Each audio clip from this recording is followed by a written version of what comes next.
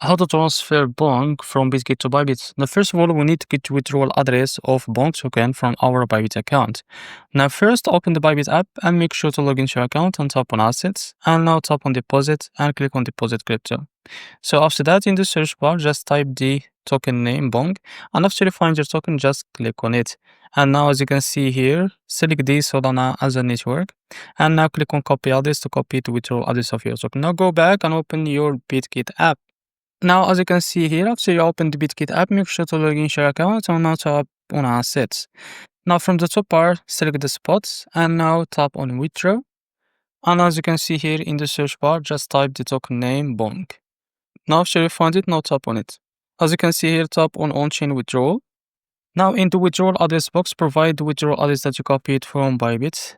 And now select the network as Solana, there is only one. And now you can set the amount that you want to transfer like this, for example, 1,000 or 10,000. After that, click on withdraw. In about a few seconds to a few minutes, you will be able to receive your token on your Bybit account. So this is how to transfer BONK from Bitget to Bybit. So if you found this very helpful, please like and subscribe. See you next video.